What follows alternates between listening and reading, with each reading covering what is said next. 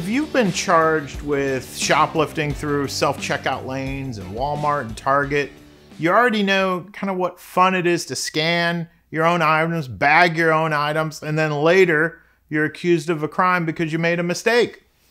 If you've forgotten to scan a few items, it doesn't seem like a big deal, but it's a crime. It's shoplifting, it's petty theft. People are going to jail, probation, and nasty, nasty criminal histories for this type of thing.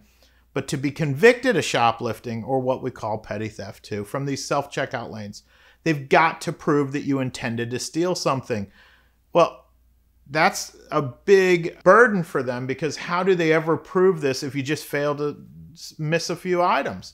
And when that's the case, we have something called the self-scan defense, where you can legitimately claim that you thought you scanned this item, so there's no crime.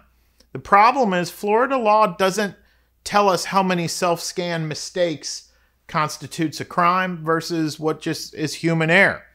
And I'm not promising you any math here, but when you look at this mathematically, the more items you're buying, the greater the chances are that you're going to make a mistake. And even cashiers at Walmart and Target make mistakes.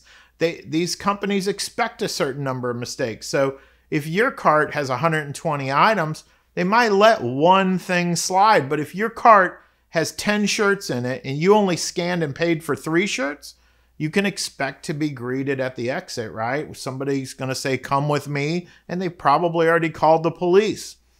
Sometimes, though, you do get lucky. They'll do what they call a soft play, and the employee comes up to you and says, "Let me help you with these shirts. These 7 shirts didn't seem to scan properly." Remember that this whole self-scanning problem is part of a larger loss prevention picture, where they're probably watching you before you enter that area, and they've got a risky items checklist, because their computer predicts what you're likely to not scan before you're even accused of doing it.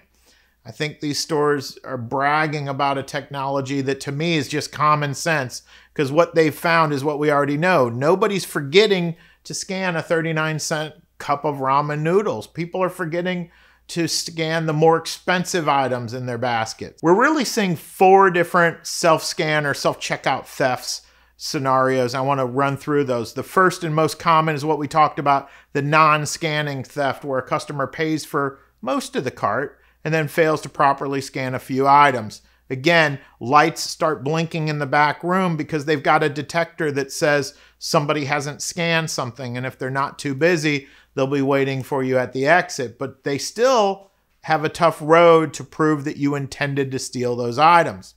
Other times, theft occurs when folks will scan every item in their basket and then they just don't bother to pay for anything. They bolt. It's like a dine and dash. And if they catch you, of course, you'll come see me on that. There's also some problems in the self-checkout lanes with promo and coupon theft. And finally, you have the scan artist, or we call them barcode swappers. They place counterfeit barcodes over legitimate barcodes to save a little money. This doesn't work like it used to, but I've had clients put a $25 barcode on a $185 item and they saved a lot of money. They didn't get away with it, too much, because I'm telling you about it now. But these are some of the scenarios in the self-checkout lanes. Give a good local attorney a call, because you're going to need some help through this shoplifting and petty theft. I wish you luck. Take care.